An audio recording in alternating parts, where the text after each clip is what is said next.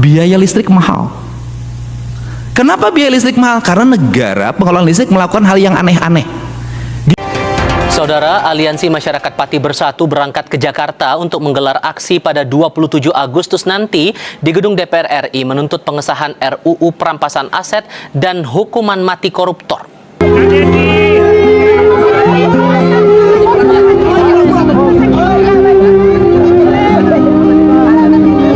Saya rasa Prabowo, para menteri terkejut melihat pidato Kang Deddy Mulyadi ini. Kang Deddy mengguncang para pejabat pusat di Jakarta. Bukan itu aja teman-teman. Warga kompak ya. UU perampasan aset para koruptor. Luar biasa teman-teman. Saudara, Aliansi Masyarakat Pati Bersatu berangkat ke Jakarta untuk menggelar aksi pada 27 Agustus nanti di gedung DPR RI menuntut pengesahan RUU perampasan aset dan hukuman mati koruptor.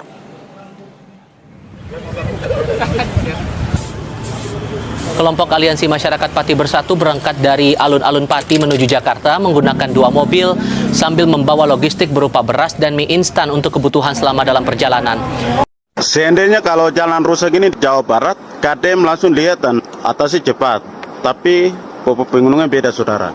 Survei 1 tahun, pengamatan 1 tahun, datang timpun tanah 1 tahun sampai tidak jadi-jadi. Akhirnya jalan tambah rusak. Bolehkah gubernur kami pindah ke Jawa Barat dan KDM pindah ke pokok pengunjungan supaya jalan kami bisa perbaiki cepat. Ini jalan raya Menaduga.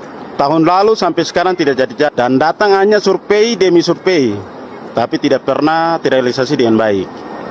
Keanekaragaman itu apa sih yang menjadi kesalahan fatal kita ini? Kesalahan fatal kita masalah energi misalnya.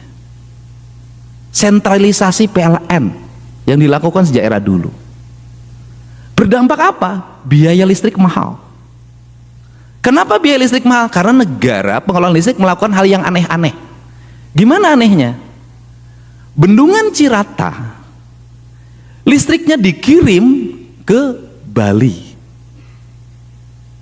Berapa pasang tiang listrik yang disebutnya badegar, orang Sunda bilang sutet, meliputi berapa ribu hektar dan melewati berapa ribu kilometer. Kemudian yang di bawah Cirata dapat listrik dari mana? PLN. Listriknya dari mana? Dikirim dari Banten. Tenaga listriknya apa? Batu bara. Kemudian di daerah terhampar apa? Listrik-listrik yang dibangun dari air. Kemudian listrik-listrik yang dibangun di air ini kemudian diambil oleh orang-orang yang punya duit, dikomersialisasikan, dibangun listrik yang 3 megawatt, yang 5 megawatt, di mana-mana tersebar, yang di desa-desa itu dijual lagi ke PLN. Dari PLN nanti dijual lagi ke warga yang ada di situ. Padahal negara kalau mengambil inisiatif mikrohidro itu dibangun oleh desa-desa dengan dana desa, didampingi oleh ahli-ahli di bidang pembangunannya, mereka tinggal terima hasilnya. Di seluruh Indonesia itu terhampar apa? Rakyat punya kemandirian energi, rakyat punya kemandirian air. Dan mohon maaf, kalau ngomong perang, Indonesia sulit dikalahkan. Kenapa?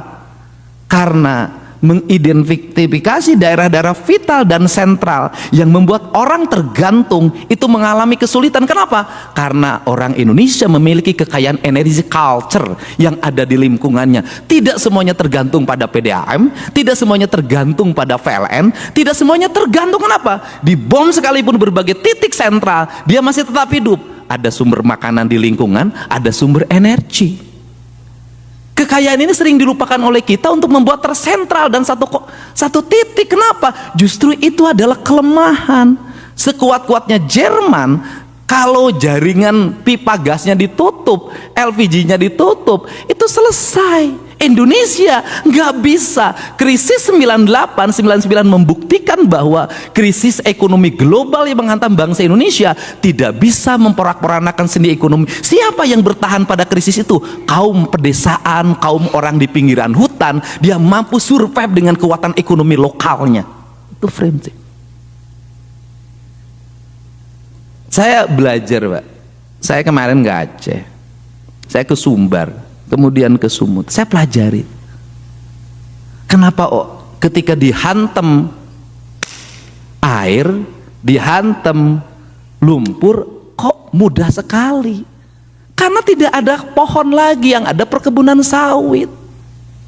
Sawit itu nggak bisa lagi tahan terhadap gelombang, terhadap lumpur, terhadap getaran. Dia bukan pohon untuk melindungi, tapi dia pohon manja untuk dilindungi. Dia ngambil air, dia harus dipupuk. Beda dengan hutan, dia tidak perlu air menghasilkan air, dia tidak perlu pupuk, dia menghasilkan pupuk.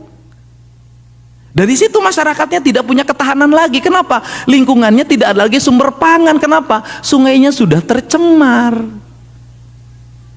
Kebutuhan pokok lingkungannya padi pun udah hampir nggak ada. Semua menjadi homogen. Yang homogen itu berbahaya bagi Indonesia, bagi kebinekaan. Nah, ketika kita bicara hari ini adalah bicara fiskal. Apa sih problemnya adalah, saya hari ini Pak Ketua MPR tidak menganggap bahwa dana bagi hasil itu kami dipotong, tidak. Kami menganggap dana bagi hasil pajak itu adalah ditunda pembayarannya. Kenapa ditunda? Karena itu hak yang diatur oleh undang-undang. Karena itu hak yang diatur di undang-undang, saya seneng. Apa senengnya saya? Kami efisien nih sekarang. Pegawai kami setengahnya kami bekerja di rumah. Apakah bekerja di rumah kemudian menjadi tidak efektif? Tidak. Produktivitasnya tinggi. Kami seneng dananya, walaupun dana bagi hasilnya ditunda dan dana bagi hasilnya belum dibayarkan juga 3 tahun yang lalu, kami bisa bangun jalan yang lebar-lebar. Lihat Jawa Barat.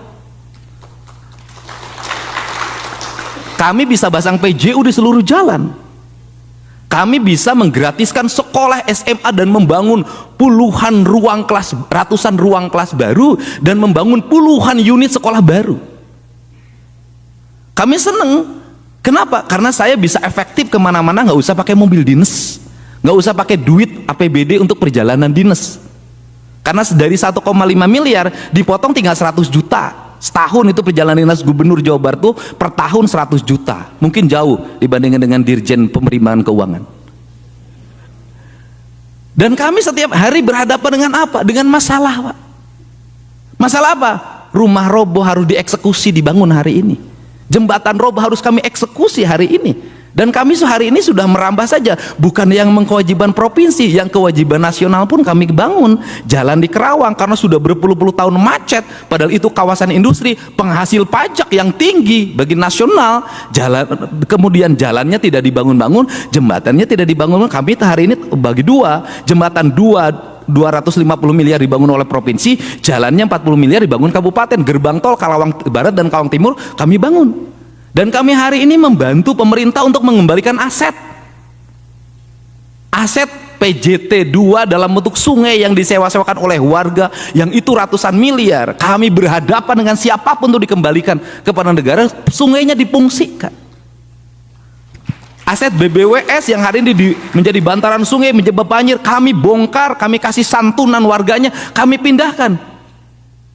Kami lakukan itu. PTPN, hubungan antara ATR BPN dengan PTPN, izin lokasinya nggak keluar-keluar, HGU-nya puluhan tahun nggak keluar, kami bereskan. Kenapa? Kami tidak memandang pusat dan daerah, kami memandang ini adalah negara kesatuan Republik Indonesia. Dan kami tidak ngomong biaya. Bahkan saya menawarkan, pengacaranya saya siapin, dampingin, kami berhadapan. Setiap hari kami harus ngurusin apa? Geng motor. Anak-anak yang mengalami problem lingkungan, kena ke HIV segala macam, kami selesaikan itu semua. Saya katakan, tidak semua kepala daerah ini tidak peduli sama rakyat. Tidak semua kepala daerah ini brengsek. Banyak kepala daerah yang baik yang bisa melaksanakan tugas dalam keadaan posisi yang sangat sederhana. Nah, dalam kerangka ini, apa sih yang menjadi problem? Problemnya yang berikutnya adalah daerah tidak membelanjakan uangnya dengan baik sesuai dengan yang diberikan. Bukan salah daerah. Saya berikan contoh. Kalau kabupaten kota belanjanya salah, tidak efisien, tidak tepat, tidak sesuai dengan kebutuhan publik, yang salah gubernur. Karena tidak bisa APBD dilaksanakan kalau tidak mendapat evaluasi gubernur. Maka gubernur punya instrumen untuk, Anda sekolah yang harus banyak belanjanya, Anda jalan yang harus banyak belanjanya, Anda adalah daerah aliran sungai banyak belanjanya, ini belanja perjalanan dinasnya kebanyakan, ini biaya seminar-seminarnya kebanyakan, ini ongkos kantornya kebanyakan, ini tunjangannya kegedean. Gubernur punya otoritas untuk itu. Apa problem selama ini? Problem selama ini adalah gubernur memeriksa anggaran kabupaten kota administratif. Evaluasinya administratif. Saya jadi bupati lama, saya baca, bukan isinya yang dibaca, administratif saja, tidak pada substansi. Maka gubernur Jawa Barat hari ini adalah substansi. Saya pakai ketentuan 7,5% dana APBD harus untuk infrastruktur jalan, karena kebutuhan di Jawa Barat adalah jalan. Kemudian dana bagi hasil pajak kendaraan bermotor yang dibagikan oleh pemerintah provinsi kabupaten kota harus 100% untuk jalan, dan provinsi pun untuk jalan dan kelengkapannya komitmennya sama. Untuk pendidikan harus mendapat alokasi prioritas, setiap kelas harus ada toiletnya, harga kelasnya harus ditingkatkan. Tahun depan Provinsi Jawa Barat berencana, karena penambangan di Jawa Barat menimbulkan bencana secara terus-menerus, ekosistemnya rusak. Saya Provinsi Jawa berencana tahun depan untuk belanja pembangunan, pasirnya harus pasir buton, bukan pasir dari Jawa Barat. Untuk apa? Membangun masa depan. Bangunan yang kokoh, karena pasirnya kualitasnya makin menurun, nggak bisa lagi diandalkan. Nah, ini kemudian kalau gubernur salah dalam membelanjakan, tidak tepat dan tidak sesuai dengan sasaran, yang salah Mendagri. Kenapa? Kan evaluasi gubernur tuh di Mendagri. Mendagrinya harus detil, administratif, panggil kepala daerahnya, diuji. Anda belanja sekian, harus paparan. Selama ini saya para bupati wali kota sebelum nyusun APBD, paparan di depan gubernur. Saya pernah Majalengka, kamu belanja jalannya berapa? Cuman 120, nggak bisa, aku pengen 200. Saya sebentar Pak, diskusi dulu. 15 menit ketemu saya lagi, bisa Pak 175. Artinya bisa. Nah, instrumen ini harus dibangun berdasarkan apa? Bukan berdasarkan struktur kekuasaan, bukan berdasarkan struktur jabatan, tapi pendekatan emosional, di mana para gubernur nanya ke daerah, kamu masalahnya apa, di mana? Saya bisa bantu di mana? Sama juga daerah terhadap pusat. Dua-duanya membangun hubungan emosional. Kan kita ini satu keluarga. Ya kalau salah ya benerin, dijewer, kita bersedia. Ini cara membangun hubungan kerakyatan yang dipimpin oleh hikmah kebijaksanaan dalam permusyawaratan perwakilan. Inilah prinsip dasar Indonesia. Nah, untuk itu hari ini maka kita masuk ke fase, Pak Mekeng.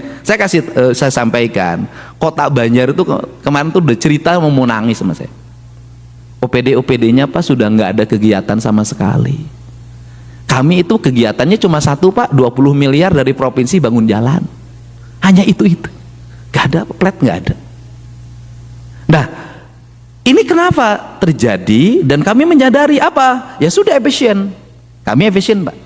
Sudah, kalau mau ditanya efisien di Jawa Barat, efisien. Sudah nggak ada lagi mau dicari pun. Di Jawa Barat ini hari ini belanja makan minum pun hilang Pak, nggak ada. Jadi kalau nanti bertamu di Jawa Barat, jangankan di hotel Pak, datang makan siang pun udah nggak ada. Kami siapkan air putih aja. Kami berkomitmen untuk negara karena kami udah digaji. Nah, kemudian tetapi saya punya harapan. Kenapa? Setelah kami efisien, kami masih bisa membangun. Itu bisa dilihat misalnya anggaran infrastruktur jalan dulu Pak sekitar 400 kan. Sekarang jadi justru dengan dipotong 2,458 triliun, kami malah menjadi 4,1 triliun. Semuanya naik, tinggi, naik.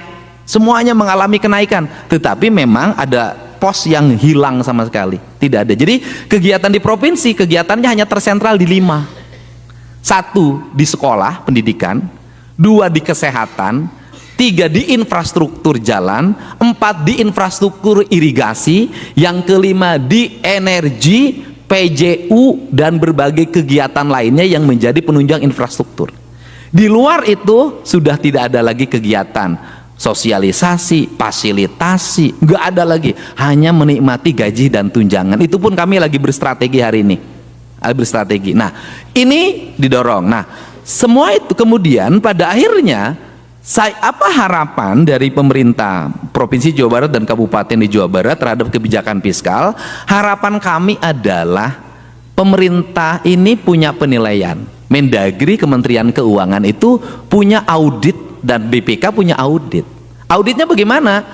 Kalau yang provinsi, kabupaten, kotanya sukses, ya harus disupport. Dia sukses membangun, dia efisien, pembangunannya sangat baik, angka indeks pembangunan manusianya naik, indeks kesehatannya naik, indeks ekonominya naik. Kemudian dia menjadi penunjang terhadap pertumbuhan ekonomi nasional Jawa Barat 5,2%. Artinya ya harus disupport. Ini adalah otonomi yang sukses. Ini didorong. Kemudian mereka yang inefisien, pemborosan anggaran, koruptif, ya itu harus dievaluasi. Dengan apa? Dikasih Assalamualaikum warahmatullahi wabarakatuh, teman-teman semua. Tadi kita sudah melihat pidato dari Gubernur Jawa Barat, Kang Deddy Mulyadi, yang mana terkait membahas soal pemerintah pusat, ya, khususnya di Jakarta. Masalah kita apa sih? Yaitu energi. Kenapa energi listriknya mahal? Bukan cuma itu aja teman-teman, bukan cuma listrik saja, yang lainnya pun mahal. Masalahnya apa ya? Pemerintah kita belum efektif mengelola semuanya. Contohnya listrik, tempat penampungannya di mana, disalurkannya kemana, terlalu jauh teman-teman. Jadi itulah yang membuat listrik mahal, ya. Jadi enggak sesuai lokasinya gitu ya. Jadi sampaikan tegas di acara forum rapat, ya. Luar biasa. Ini baru pemimpin yang punya gagasan yang luar biasa teman-teman ya. Bukan cuma itu aja. Tadi warga Papua pun sebut ya, Kang Deddy Mulyadi minta bantuan ke Kang Deddy Mulyadi. Dan tadi ada warga juga ya mendukung penuh perampasan aset para koruptor. Ya, syukurlah kalau warga mendukung ya, kita juga dukung ya teman-teman. Dan semoga Kang Deddy Mulyadi sehat selalu ya teman-teman. Bisa diberikan umur panjang amin ya Allah. Oke, itu dari kami. Terima kasih, semoga ada manfaatnya. Assalamualaikum warahmatullahi wabarakatuh.